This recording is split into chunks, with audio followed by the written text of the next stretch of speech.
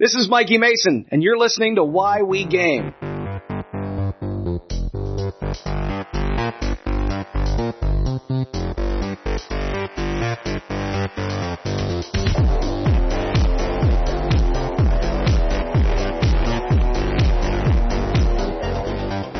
I'm Brodor, and this is Why We Game. My guest today is Jason Brick, Jason Brick, is that for Brick Shit House? Because you're quite a beefy man here, Jason. You got big shoulders, big chest. His traps are looking sweet. You've got to be a regular. Great big belly. You shut up. Well, you can't see it on the I got a gym at the house these days. Right. Because you're one of those chubby people that from the rib cage up, I can't tell that you're chubby. Well, I'm one of those old jocks who used to eat whatever the hell they wanted because they worked out all the time and they were under 30, and my lifestyle hasn't caught up to the new metabolism. Roger that. How old are you? I'm 48. I'm the same age as my eyes and a little bit older than my teeth. I see. That's very clever. So Jason is a freelance writer for the gaming industry. You've worked for a variety of different companies and published works for them, but also you've done some of your own self-publishing with Jeb Brock doing your Random Encounter series. And how many of those do you have now? So we've got 10 individual titles out and then an omnibus. We release them in seasons, air quotes included, where we do 5 volumes each with 20 ideas for role-playing games, and we combine them into an omnibus at the end. Season 2 just wrapped up, and that omnibus will be coming out early next year. And those are available, I assume, on DriveThruRPG? So they're over on Amazon, and getting them onto DriveThruRPG is that thing I never quite get to by the end of the week. I think we all have some project like that, and it's one of those. So the project started I lived in Malaysia with my boys in 2014, 2015, so they could have the experience of living in a country other than here. And I didn't have anybody to game with, so I started talking about gaming on Google Plus, if you remember Google Plus. And I just post a question and there'd be a robust conversation about it. Then I turned each of those questions into a little article and I'd put 20 of them out as a book. And those sold pretty well. There was a point in 2015 where there were 5 episodes out. I call them episodes, 5 books out, all 5 of which were on the Amazon top 10 for the category for like 2 weeks. So they did pretty okay. Just been keeping on with that for a while. So what came first then? Your freelance work for companies like Modiphius on Conan, or was it your Random Encounter stuff? Oh, it was definitely the freelance work. I ran a martial arts school for a very long time, and then when I had kids, I realized that an evenings and weekends job doesn't cut it for a father, and I transitioned into working in journalism and freelance writing. And I've been a lifelong gamer, and eventually I had enough stuff on my resume that Steve Jackson Games gave me my first paid gig.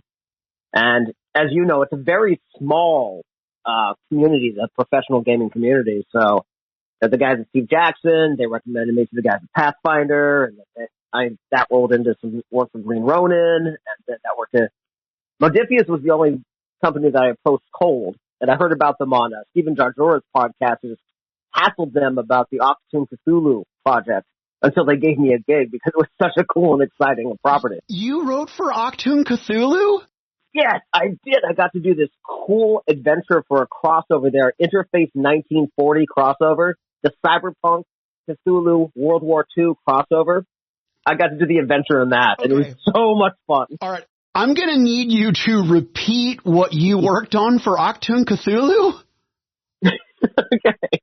So they did a source book called Interface 19.40, and it was a Cyberpunk World War II Cthulhu crossover. And I did the adventure for that. I actually rented it through the con one year to play test just before turning it in. No, okay. See, I knew you had done some work, but I didn't know you were like a big deal. I'm not a big deal. I'm a deal, I think. I'm not a big deal yet. But you know, color me embarrassed. Like, I mean, I cyber stalked you, right? Like, I looked on Facebook and what have you, but I had no idea that you were that deep into the profession as an author. I'm super impressed and wicked envious. It's a lot of fun. It pays for shit, but it's fun. Yeah, but it's not about one of my money. favorite projects. Exactly. What I kind of view that, I have corporate blogging gigs that, keep me eating food and sleeping indoors. And I view if I can do enough work in the gaming industry to pay for the vast sums of money I spend on the gaming industry, I figure we're good. That is fantastic. So what was all right, because I'm shitting the bed here because normally I would talk about you as a kid and then get into your profession. And so let me put a pin in all of that, right? And let's jump in the TARDIS. When does young Jason get exposed to gaming? So you're, I assume, from the Midwest at some point? Pacific Northwest, born and bred. Spent most of my 20s in a lot of other places, but Portland, Oregon area to begin with. So you're a kid. Yeah. When do you get exposed to gaming? I'm in second grade. I'm in my uncle's basement. It's a finished basement kind of situation. Bunch of stuff, and I find the ODD box.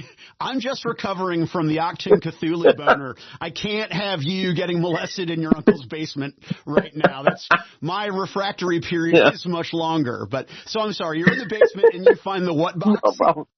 The old ODD box, the white box with the little books, Men in Magic, whatnot. And I have no idea what's going on there. I'm reading, thinking this is cool. And then maybe 3 weeks later, he's DMing my parents and his wife with the blue box with the dragon on it. And you're how old? I was in late second grade at that point. And then I was like, hey, Dad, what is this Dungeons and Dragons thing? And then he got the box and he ran us through some adventures. And that was it, man. That was my jam from that moment forward. Is this why you learned to fight? No, but yes. Okay. Let me. Jason's a very accomplished martial artist, and he has a way more popular than my show on YouTube called The Safest Family on the Block, where they discuss knowledge being power, which we're going to get to later when we talk more about gaming and gaming as a profession, because I find your show inspirational from a gaming perspective. But we'll get into that. When did you get into martial arts and it didn't relate to RPGs or gaming at all? Well, sort of. What happened was my father was a very successful wrestler, and he made my nerdy ass join the wrestling team in 7th grade. And I cried about it, but turned out I really liked it, and I was pretty good at it. So I learned to fight because my dad made me join the wrestling team. I had to fight because I was a gamer on a wrestling team. And after I graduated high school, I didn't have it in me to be a college wrestler because those people are insane. I'll tell you how insane they are. My little brother, he quit college the middle of his sophomore year, mid wrestling season, to join the Army, and got out of shape during boot. Shut up. Yeah, that's how crazy college wrestling is. And I didn't have that in me, but I missed it. And so I ended up getting into Kempo Karate, Muay Thai kickboxing, and it just took off from there. Why Kempo? Honestly, it was the dojo that was within walking distance of my dorm. And I just lucked out that they were really good people. And of course, the system's really good for nerds. I mean, the martial arts and the nerd Venn diagrams overlap more than some people think. And Kempo is a very nerdy martial art. Elaborate, please. So you got the physical aspects, which is great, but it was developed by scientists and musicians. And so there's a lot of talk about the physics, and there's a lot of analysis and a lot of meta concepts within the study of that particular art. And it just attracts nerdy people. I'm very ignorant when it comes to the martial arts. Kempo Karate, is that the one that has an inordinate amount of counter striking? Basically, instead of blocking the kick, I'm going to punch you in the leg? Yeah, it's the one that. Here comes the third. Have you ever seen Enter the Dojo? I don't think so. Master Ken. Mm-mm. It's a podcast. It's a parody of the martial arts culture, and they're spot on and hilarious.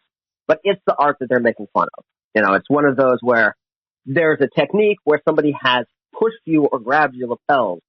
So you thumb them in the eyes, then you hit them in the groin, then you pull the testicles, then you hit them in the mastoids, chop both sides of the neck, headbutt them, get their eyes again, knee them in the face with one knee them in the face with the other knee, throw them to the ground, and then stomp on their spine or their ankle, depending on whether or not you want to go to jail.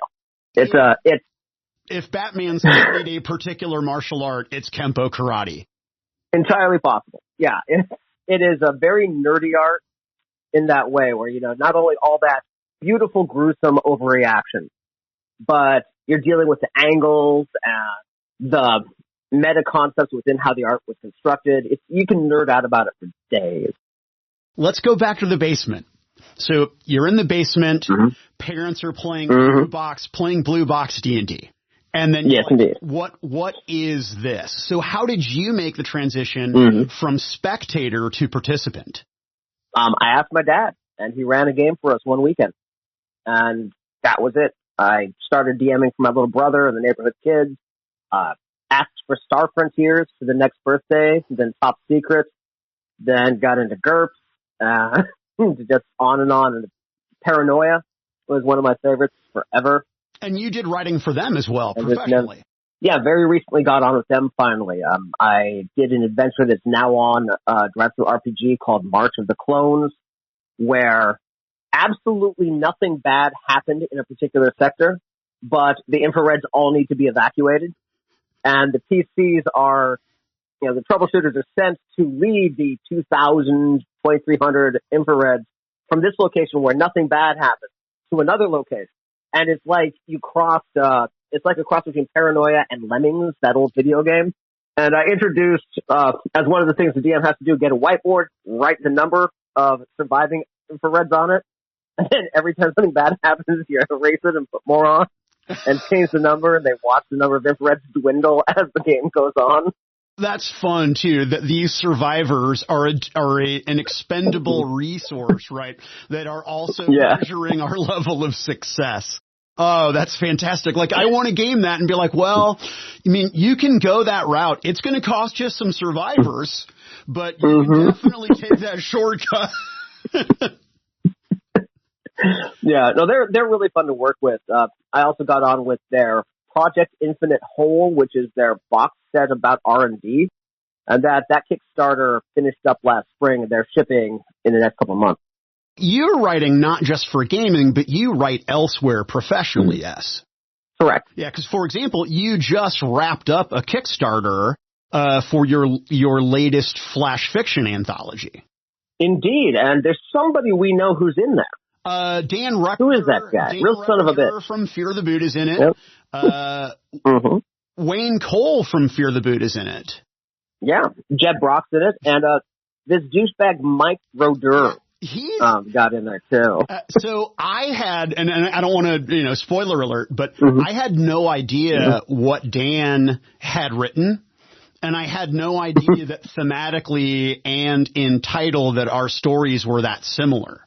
And so, yeah, it's cool. I think, and the editor put them first and last in the anthology too. Was a stroke of book genius. Ending it. Yeah, I thought that book ending it that way was a stroke of genius. So that was very fun, very exciting.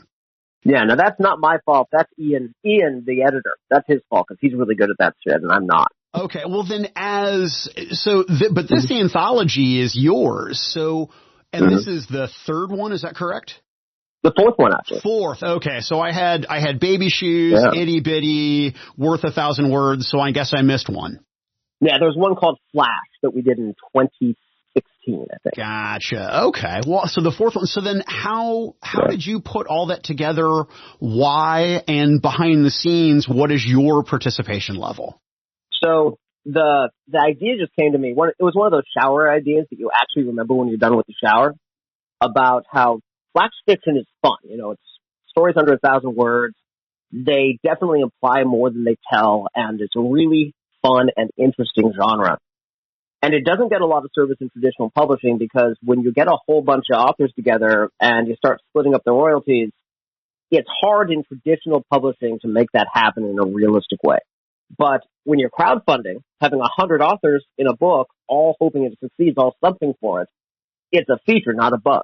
So I'm able to... That's a clever turn of phrase. Thank you. I'm a professional writer. I talk good sometimes, use words good.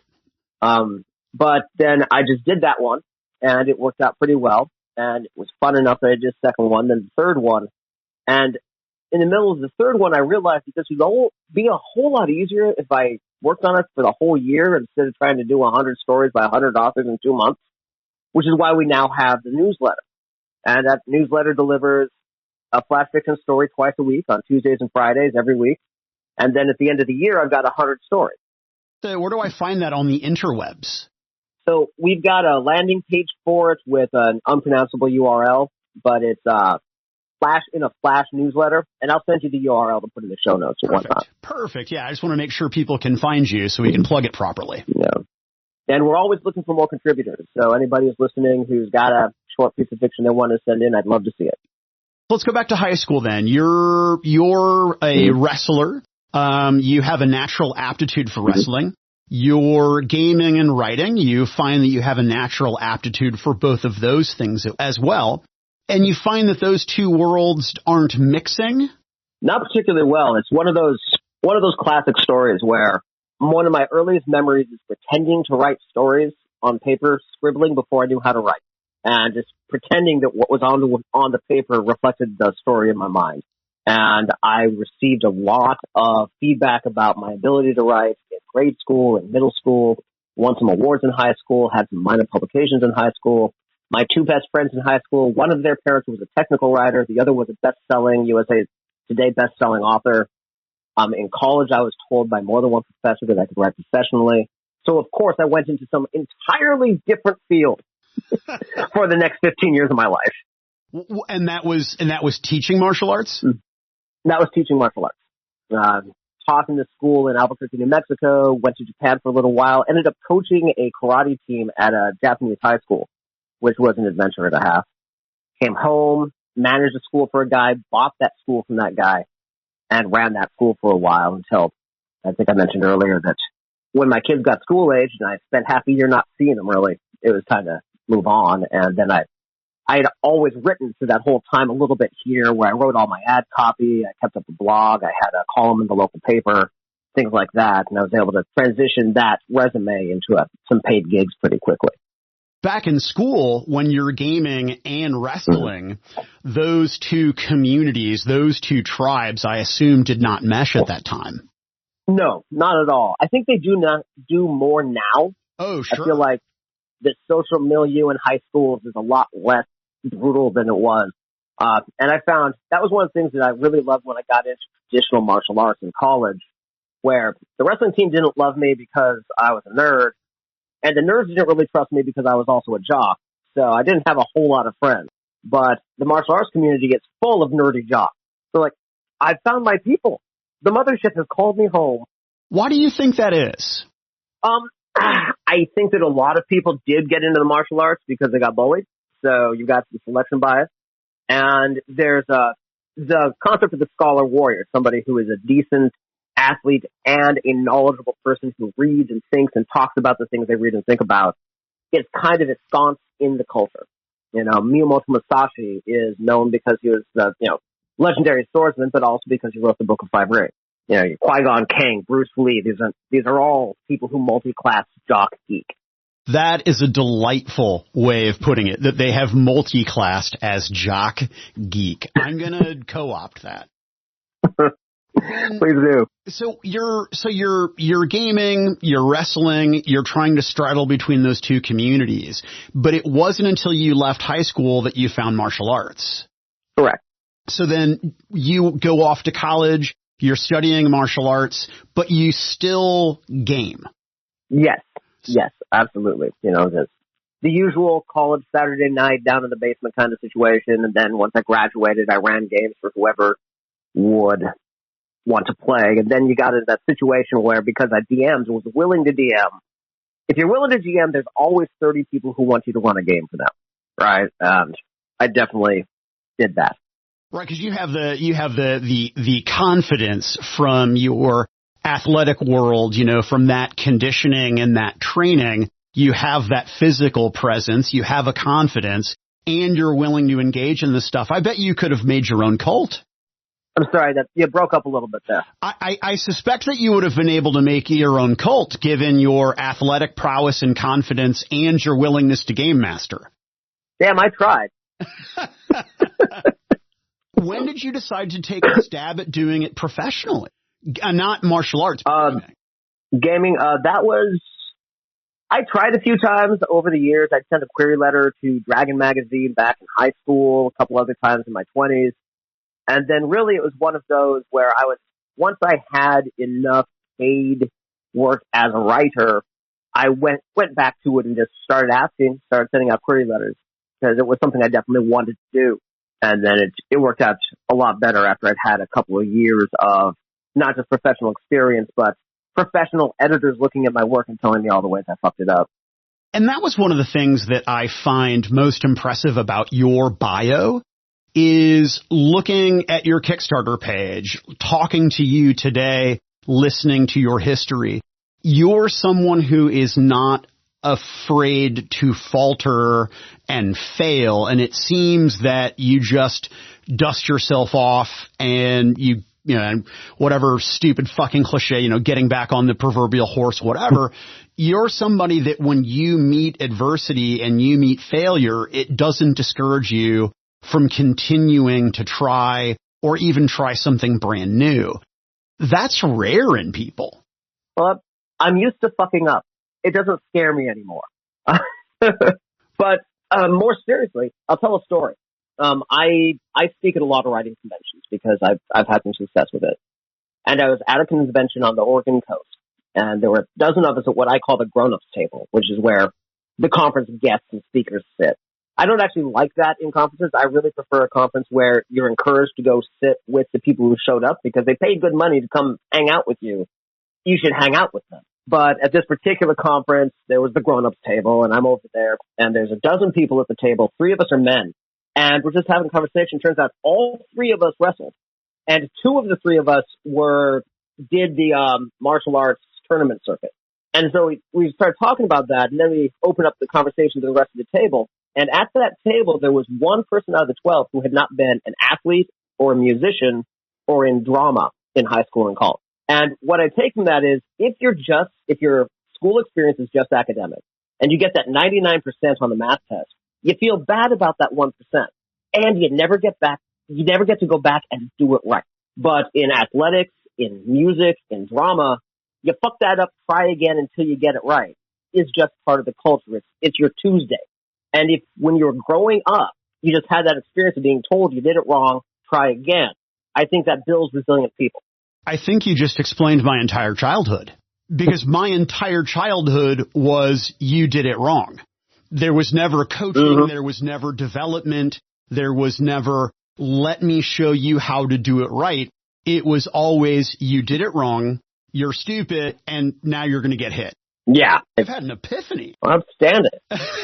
But that's amazing because I didn't have that experience growing up with athletics, right?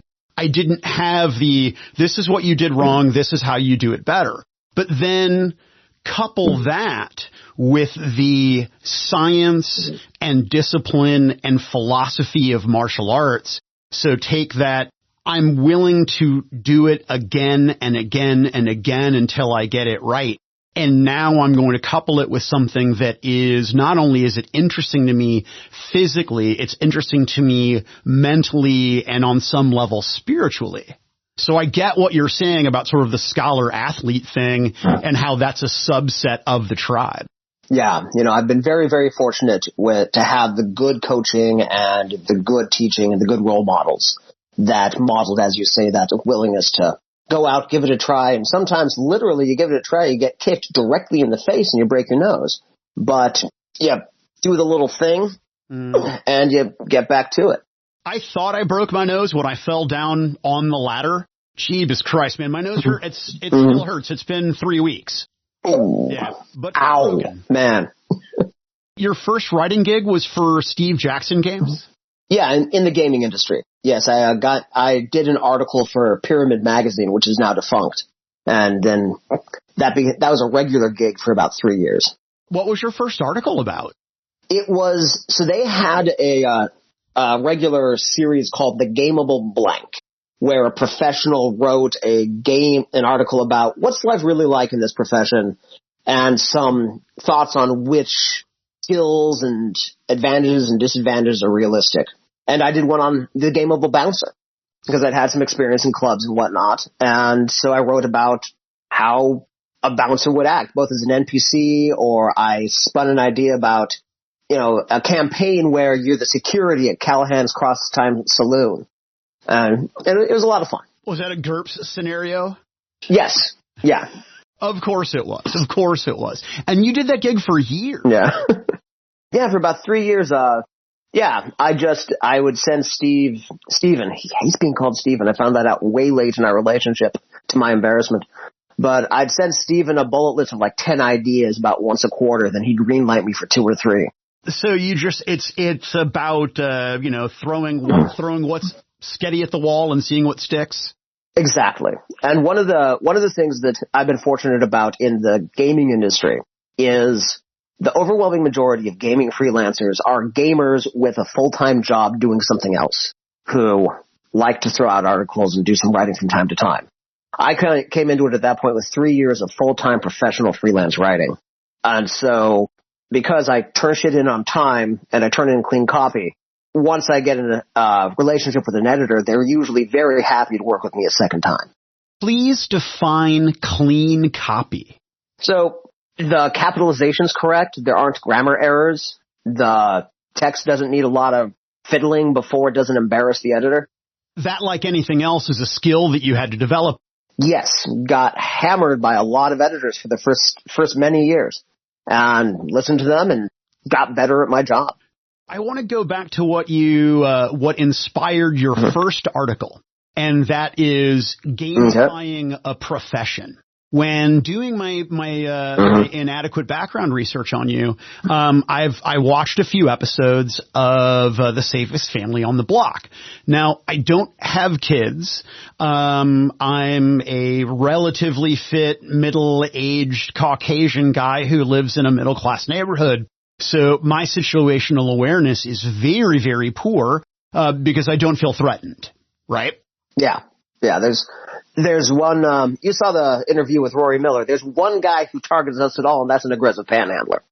We are not on anybody's favorite victim list. I'll tell a panhandler to fuck off. Mm-hmm. Yeah. I almost got in a fist fight with a panhandler in Kansas City a while back. Mm-hmm.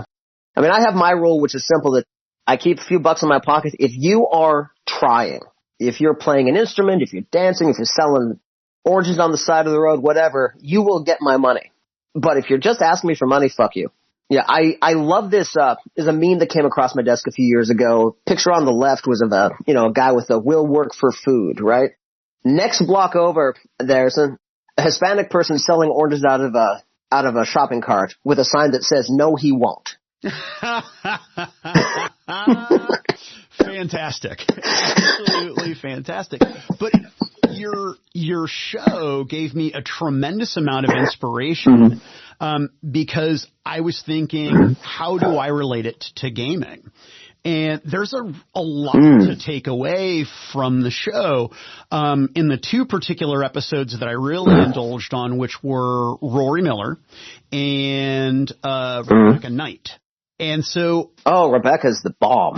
She was amazing too. Well, and it's interesting as well when you have 2 distinctly different personalities on your show that are both conveying interesting information, but the fashion in which they convey that information, because she was a natural presenter. Yeah. So she's been teaching martial arts 5 hours a day, every day for, I think it's 19 years now. So she knows how to present. She in particular inspired me because I was thinking about, in the real world, you do have gender dysmorphia, right? You have men are going to have the greater mass, the superior upper body strength, etc. Well, in Dungeons and Dragons, a dude with an 18 strength and a chick with an 18 strength, it's the same fucking thing, right? So I said, what about the half-orc bouncer, right? And then the halfling. The halfling has to fight like Rebecca would fight. And so it made me consider, as a writer or as an orator, when I'm describing a combat encounter, if I look at the halfling from the perspective of someone with Rebecca's stature, I can talk about, making the opponent your bud, right?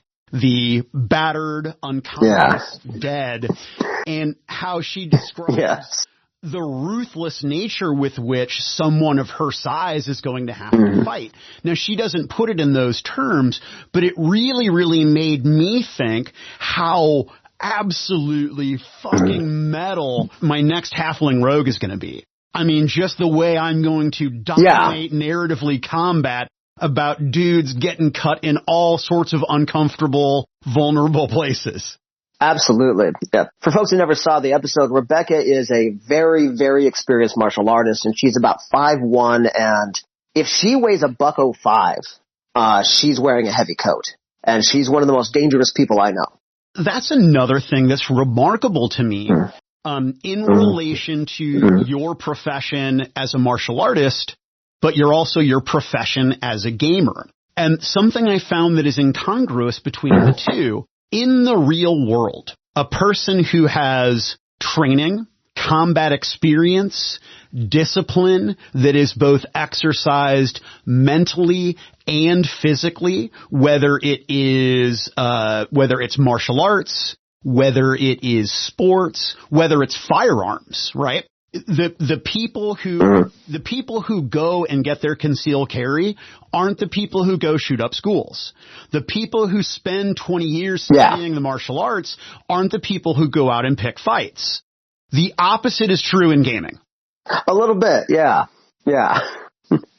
One of the things that I've noticed, I'd suspected it in my life in martial arts and had a lot of experience that the show confirmed to me, because I was talking to Rory, who is a stone badass, Rebecca, who's a tiny woman who can whip my butt 3 days out of 4, and then a fella whose episode hasn't aired yet, but he was a former Army Ranger who is now an instructor at the most prestigious bodyguard academy in the country. And they're all so mellow and nice. The most dangerous people you know are just the mellowest, chillest people.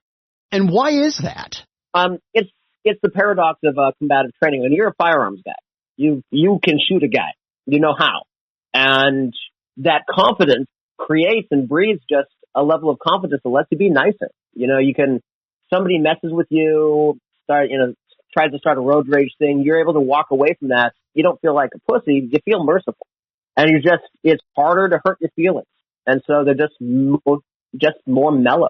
There's also most warrior cultures, most combative cultures place a premium importance on being courteous, being disciplined, having an abundance of self-control because of the violence you can unleash. And I'm not sure where it falls on a chicken and egg between those two things about did the warrior culture's emphasis on those things come from the fact that you're naturally a more chill person when you're capable of violence, or did the rule set just breed that characteristic? I don't know. But it's fairly consistent. Dangerous people are chill people as a general rule.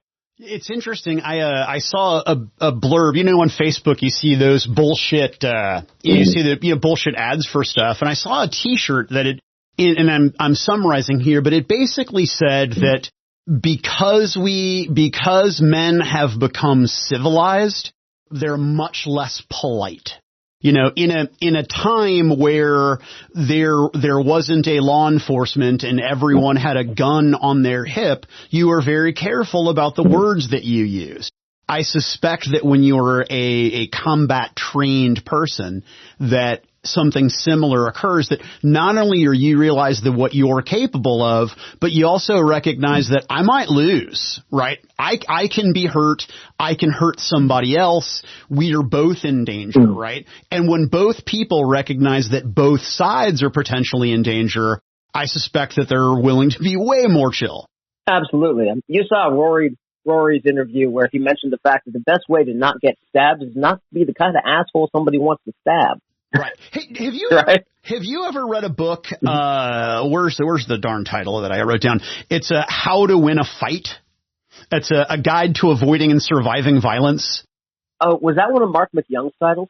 I don't know. I can't say. I don't. My questionnaire doesn't have the name of the two guys, but I believe they're both career martial artists, military experience, whatever. But one of them, the guy got stabbed, and he talks about. There's a bit in the book about knives in a fight and about how dangerous knives are, and about that the fight was over before he realized that he had been stabbed. Yeah, no, they're bad. Anybody who knows anything is way more frightened of knives than they are of guns. Really? Yeah. See, I don't, and I don't know anything. I am a gun guy. I love guns. I have a few guns. I love to shoot. Now, I generally don't carry out in public, which maybe I shouldn't tell people that. But I always have a pocket knife on me, right? You know, I always have that because I know that in most situations that I am going to get into, a gun's not going to do me any good and is likely going to be more dangerous to me. Now, that's not why I own guns, and I don't want to get into why I own guns. But one thing I did notice after reading this book was the number of guys I see that are carrying knives and razors. Yeah. I mean, it's crazy. Yeah. It's crazy. I see far fewer. They're more prevalent than face coverings during the pandemic. Oh, absolutely. And, you know, half of them are somebody who just likes having a knife to open boxes, right? They had a Swiss Army knife when they were a kid, and now they have a little clip knife in their front pocket. And then, you know, another about 40% of the 50% left are people who they maybe like carrying that knife a little more than they should. Mm-hmm. Right. But they also haven't had any training with it. And then the other 10%, you don't see the knife. Right. I straddle two of those categories because it is a utility, but you know, most utility items inspired weapons. So yes.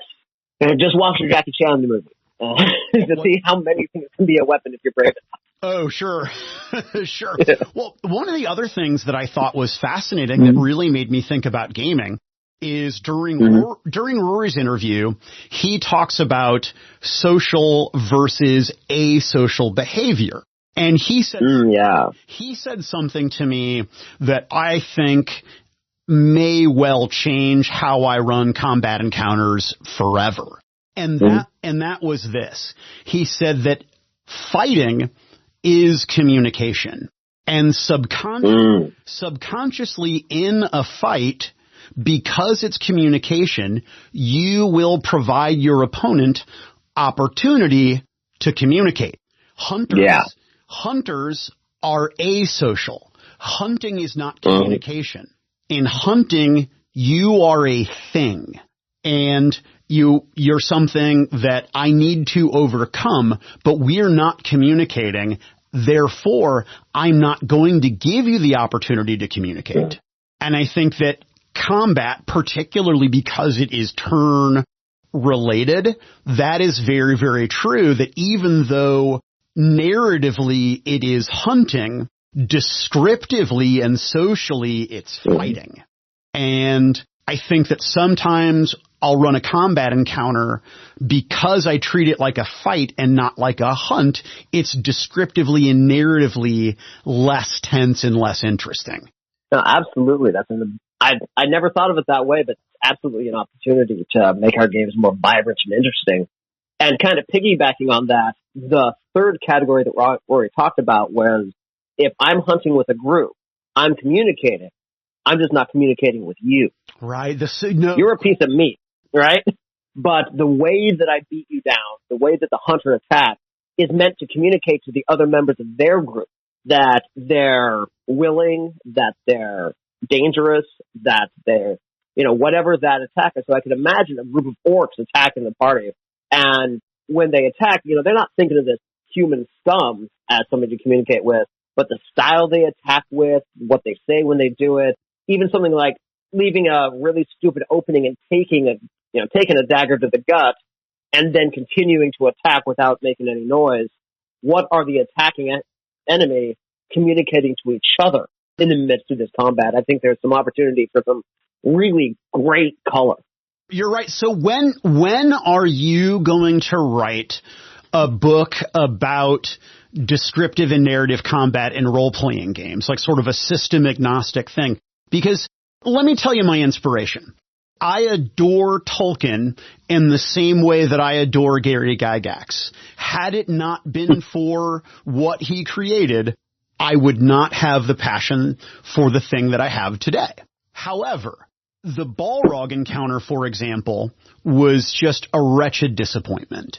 And what I would like is for R.A. Salvatore to come in and write the R.A. Salvatore Tolkien Combat Companion, where R.A. Salvatore jumps in and he does all the fights for you. So you have basically the first part of the book is, hey, if you're in, Fellowship of the Ring, chapter this, page this, put the goddamn book down and then read this and then skip ahead to chapter X, page Y, right?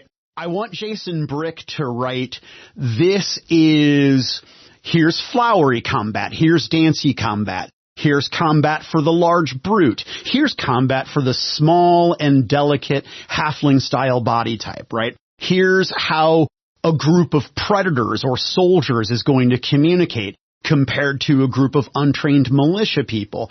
So I can have all of these visual and verbal cues so I can use those descriptively in my game. I need you to write that book. Man, I had not thought of that, but I am going to write that book. That's a great fucking idea. Awesome. Well, I'll write the foreword.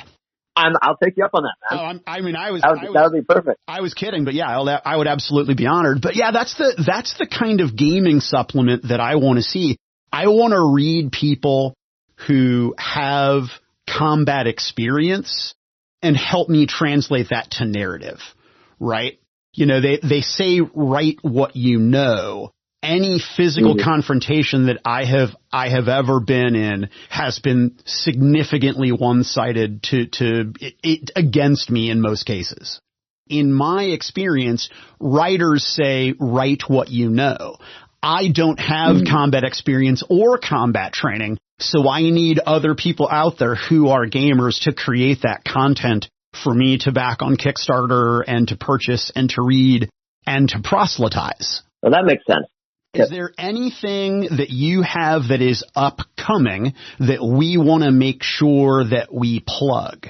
Well, take a look at the Random Encounters books. We will have the omnibus for season 2 going out where we take the 5 books of 20 ideas. What Random Encounters is it's just 20 random ideas. I'll back up a bit. Do you remember the 3rd edition D&D, or maybe it was 3.5 Unearthed Arcana? It was 3.0, and I do very, very much. Mm-hmm. Yeah, I mean, a lot of it was a steaming pile of rules, but at the same time, what I loved about it was clearly just a bunch of people throwing a bunch of ideas between 2 covers. And my favorite part of most of the GURPS books aren't the rules, but those little sidebars with really cool concepts. And that's what Random Encounters is. 20 ideas. One will be a systems agnostic rule concept. One will be a vignette you can stick right into your games. One will be like a room or an encounter. And another will be some advice on how to handle problems at the table. And just kind of random access ideas to throw into any game. And the omnibus will be coming out probably this coming winter, like probably January, February. We'll be kickstarting it, and it'll be 100 ideas with some great original art by Jeb Brock. I have one final topic that I want to tackle. Awesome. What is the hell of video editing like? Oh, it's a pain in the ass. However, I spent a lot of time researching successful YouTube channels before I went forward with my own channel. And hold on a sec, was trying to call me. There we go. So before I went and started my channel, I went and did a lot of research, and a lot of the time you don't have to have like super duper well edited video to be successful on YouTube. You have to have good content. And I've been fortunate enough to have guests who are really, really fucking smart. Content took care of itself. But it takes me about as long to edit the videos as it does to conduct the interviews. And it was a huge pain in the ass during the early learning curve. And now it's just a large pain in the ass. Gotcha. Do you use a particular software? Like, for example, for audio editing, I use Audacity and it's free. Is there free video editing software that you use, or do you use a professional version?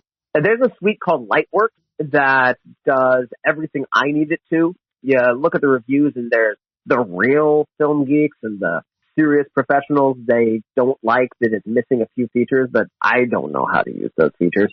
and it's simple enough for me to be able to use, and it's also free. That's fantastic, and that's called Lightworks. I'm going to look into it because I'm going to start doing some video. I've been doing a lot of modeling and painting and stuff, and I know that to be successful in today's day and age, audio just doesn't cut it. Yeah, they're two very different audiences. You know, some people are very successful with audio only, but it's harder and harder to monetize. Right. Yeah. Well, and my intention is to do both, right? That I will record video in the future, but then just isolate audio to maintain the podcast. And a lot of the time, for example, with my show, people can just listen to it if if you're driving or whatever, you can still listen to it without paying attention to the audio. It's just my ugly mug, So. Well, and sometimes you're a delightfully charming guest.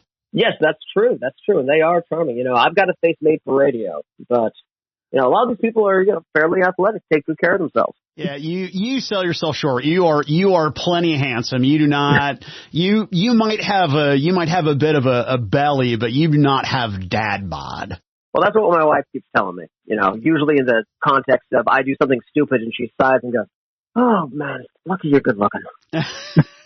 Right? Yeah. Well, you are lucky you're good looking. So Jason, remind us one more time, where can we find the Random Encounters?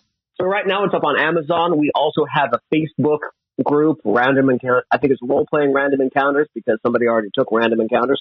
And it's where we share memes, talk about stuff, share ideas. But you can find us on Amazon and just look for Random Encounters, Jason Brick, Jeb Brock, and you'll find the whole catalog there. Scholar, athlete, Jason Brick, freelance writer, martial artist, father, and all-around great guy. Here's what I would like to do. I want to have you back on the show, assuming there is a physical Fear the Con in 2021, and you are able to make it. I want to sit down and do round 2 face-to-face. That would be fantastic. I'll be there if it happens. Well, Jason, thank you so much, man. I appreciate your time, sir. Absolutely my pleasure. Take care, brother.